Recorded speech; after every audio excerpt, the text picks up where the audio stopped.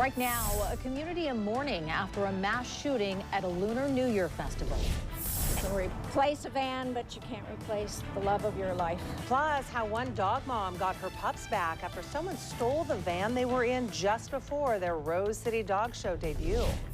But first, remembering a Blazers legend. We look back at the life of Bill Schonely and how the Blazers are paying tribute to him. We got to get a Rip City out of you. Rip City, baby. Bill. Right on. First, live, local. Good Day Oregon starts now on Fox 12 Oregon.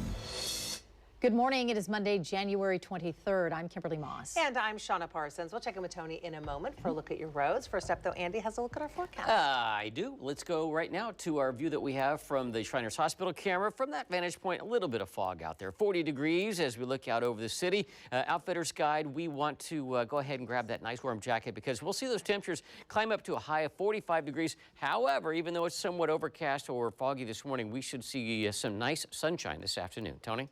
Thanks, Andy. It is beginning to back up along 84 coming in as you leave 205, and also on the Sunset Highway getting some slowing now in the area of the zoo. We still have a closure in southeast Portland because of a deadly crash. Holgate is shut down from 92nd to 91st. We'll have more on that coming up. Kim and Shauna, back to you.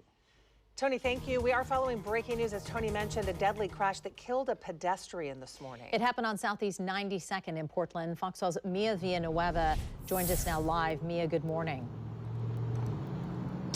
Kim, Shauna, good morning. Yeah, like you said, one person was killed walking across the street here on Southeast Holgate and 92nd. I'll give you a look at that intersection behind me here. So Portland police actually just left the scene, so did their major crash team. East Precinct officers responded to the scene just after 3 this morning. That's when it happened. The pedestrian was taken to the hospital where they later died. Police say the driver stayed on scene, was cooperative, but we do not know if an arrest was made. And this area is no stranger to crashes. Take a look. Back in June of 2022, a motorcyclist got into a crash with a Portland police officer. That motorcyclist was taken to the hospital with non-life-threatening injuries. But back in March in 2019, there was another deadly pedestrian crash here. Now, the city has taken steps to try and make this area safer. In June of 2021, City Council approved a $450,000 budget amendment in general funds to go toward the Portland Bureau of Transportation for safety improvements along Southeast Holgate Boulevard. Now, those improvements include leading crosswalks where the walk signal lights up before the traffic light turns green. Now, this gives pedestrians a head start to cross the street before any cars can enter the intersection. Now, there are also signs indicating this is a high crash corridor here along Southeast Holgate. But again, a pedestrian did die here this morning after a crash. We are still working to learn more information, but Portland police just left the scene, so we will wait to hear back from them. As soon as we get an update, we will update you right here on air and online at kptv.com. For now, reporting live, I'm Mia Villanueva. Good Day, Oregon. Feel safe. You are no longer in danger because this shooter is gone. The man believed to have killed 10 people at a Lunar New Year celebration in California is dead. After a massive search effort, officers found Hu Can Tran dead inside this van. Investigators say he turned the gun on himself. They say he opened fire inside a ballroom dance studio in Monterey Park, California. That's not far from Los Angeles. This happened late Saturday night. The shooting left 10 people dead, another 10 people hurt. Investigators say he later drove to another ballroom dance venue and walked in there with a gun. But community members there were able to wrestle that gun away from him and he ran off. It was after that second attempted attack that officers found his van and found him dead inside. Several pieces of evidence were found inside the van linking the suspect to both locations in Monterey Park and Alhambra. In addition, a handgun was discovered inside the van. Authorities are now looking into a motive for the attack. They have searched his house looking for answers.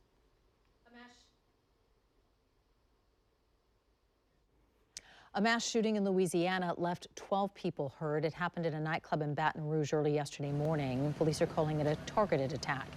Witnesses told officers a fight broke out between two groups of people, and that's when several people pulled out guns and started shooting.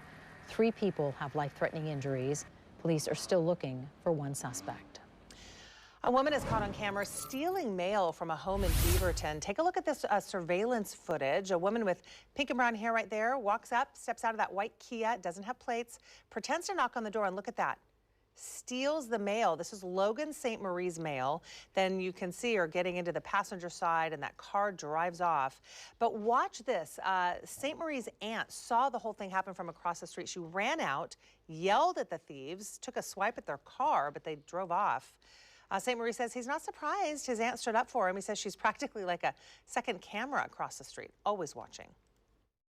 I could have a buddy parked here, and like within a minute she texts me saying, "Hey, someone's at your front yard." I'm like, I know. When they got away, I'm like, no, they can't get away. The Washington County Sheriff's Office says that same woman may be tied to another attempted mail theft. They say she tried to steal mail in the same area around the same time, but was scared away by dogs.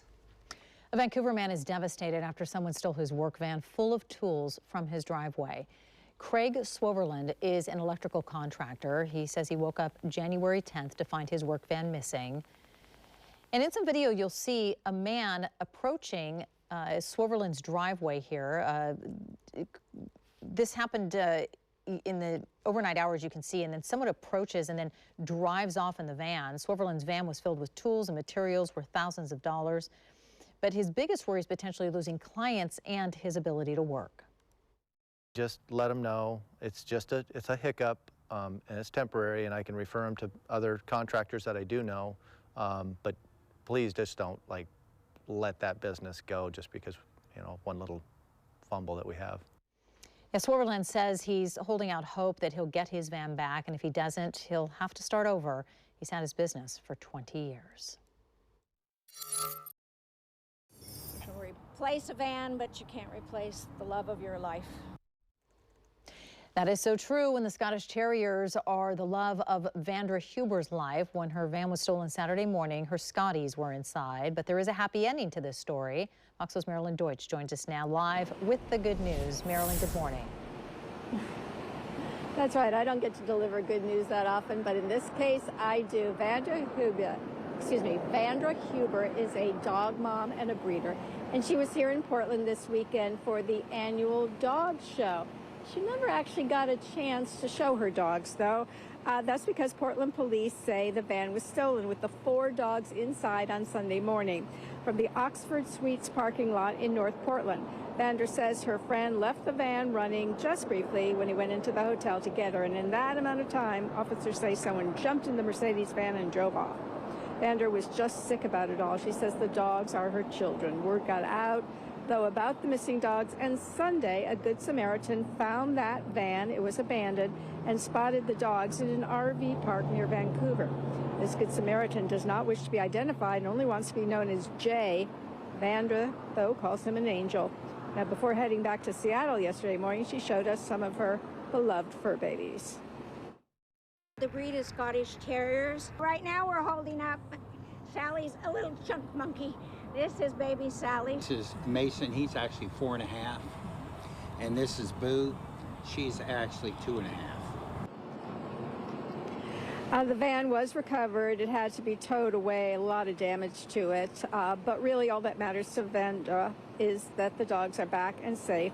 Vandra Huber says Jay did not want any reward or recognition. Still, she plans to honor Jay. Her next Scottish Terrier that's born will be named Jay. Live at the Expo Center, Marilyn Deutsch. Good day, Oregon. Marilyn, thank you. The latest affordable housing project in our state will soon open in Oregon City. This is Las Flores. Take a look. It's 171 units of affordable rental housing with on-site services and support. The development focuses on serving larger families and older residents, agricultural workers employed nearby, and adults and children who are at risk of becoming homeless. The on-site services include after-school and summer programming for kids, also counseling on the path to home ownership. Las Flores is expected to open this summer. Drive, stop, one, shoot, short, no good, and the game is over! That clip is from 1977 when the Portland Trailblazers won their only NBA championship. And today, Blazer fans are remembering that legendary voice behind the call, Bill Schonely. He died Saturday at the age of 93. Joe is joining us now in the studio with a look back at the man called the mayor of Rip City. Boy, he will be missed, Joe. Yeah, you know, Kim, I was thinking about it. Bill Schonely was probably the best known and most loved broadcaster of any field in Portland's history. For more than 50 years, the Schons was a Rip City icon. In fact, he's the man who came up with that phrase that has become synonymous with the team and the city. Schonely was a Blazer original. He joined the team ahead of their first season in 1970. He was behind the mic for the Blazers' only title run, not to mention those great teams in the late 80s and early 90s. Blazer fans knew all his signature calls, from good evening basketball fans, wherever you may be, to bingo, bango, bongo. His most famous line, Rip City, was something that he actually improvised during a game in the team's first season. After 28 years behind the mic, Schonely was replaced on play-by-play, but would eventually rejoin the team as a goodwill ambassador. He held that position until he retired at the end of last season. And just last month, the Schons was at the Moda Center to sign a new book that he wrote, and he told our Nick Krupke that he was still the Blazers' biggest fan. I've had all sorts of problems, have a tough time walking, but I love to see these people. I try and stay up to date on what the team is doing at all times, but I really miss it. Bingo. We've got to get a Rip City out of you. Rip City, baby.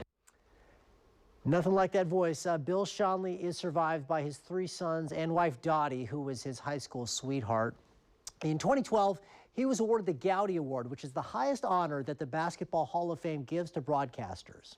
In the next hour, we'll hear from Blazer fans and former players and what they're saying about the legendary voice of Rip City. Kim and Shauna, back to you. Oh, just, you know, really just heavy on your heart when you hear that news that he's passed away. He's definitely going to be missed. What an impact and what a legacy he's left for our beautiful city. All right, we're getting to Andy. We want to show you this live look from our Portland Shriners Hospital's camera and the fog that's out there in some areas this morning. How long will it hang around, Andy? Not too long. We should see, in fact, we're already seeing a lot of improvement around the metropolitan area. It's pretty foggy on the west side, and the latest visibility maps not necessarily backing that up. So we go right now out to the coast, Shiloh in camera in Seaside. Maybe a little hint of some low-level clouds, 40 degrees out that direction. Now, let me show you the visibility map, and you can see south of Portland on I-5 for quite a distance. We've got some pretty good fog down that direction. We'll see that on our Willamette Valley Vineyards camera as well as our Stoller Family State cameras coming up a little bit later on. But a good portion of the close-in metropolitan area, just looking at pretty nice, maybe some areas of mid-level clouds, but visibility is not a huge issue. Rain has pretty much died down. From what we saw earlier, we saw some pretty good showers coming in along the north end of the coast, but that has since died down and dissipated. 36 right now in Tillamook, 38 Pacific City, 34 Sunset Summit, 40 PDX, 36 McMinnville through the gorge. We're in the low to mid 30s. Government Camp right now at 26 degrees. Forecast at the coast. It will be a pretty nice afternoon. We have pretty much past the rain that we had this morning. Clearing skies, highs upper 40s, about 50 degrees. The valley, we'll watch that fog eventually die down, and then we'll get some sunshine this afternoon. Highs between 45 and 47 degrees. Could see some patchy fog in the gorge, and then we'll see some sunshine. Highs ranging from 43 to 47. West winds 5 to 15 miles per hour. Some clouds up at Mount Hood this morning. That will also clear out, and a high of 38 the pass, 33 Timberline, 43 Welch's. We could see some slick spots over the pass this morning. Patchy fog to sunshine, central and eastern Oregon, but a big temperature spread from a high of only 26 in Burns to up to 45 in Pendleton. Central Oregon will see highs in the mid-40s. 7-day forecast, we'll see fog and then a lot of clouds. Tuesday, Wednesday, Thursday, highs will be in the mid to upper 40s. Could see some showers Friday, Saturday, then dry Sunday. Highs going from 48 on Friday to only 41 by Sunday. Tony? Andy, we are getting a little bit of heavier traffic now coming out of Vancouver on 205 as you approach and cross the Glen Jackson Bridge there. Also 84 picking up some slowing about halfway through the Hollywood district, the rest of the way down to the I-5 interchange. There is a bit of fog in the area. A lot of it's kind of dissipated. Temperatures are high enough above freezing in most areas that we haven't had any issues with slick roads. But of course, you always want to use appropriate caution until the sun really is up. If you have any kind of fog or moisture in the area, it could be a little bit slick. And just a little bit of congestion here along the Sunset from the area of the zoo down to 405. Back to you. All right, thank you, Tony. It is 7:13. It's been 50 years since the Roe v. Wade decision. Coming up on Good Day Oregon, we look at the marches and the steps legislators are taking to protect abortion rights.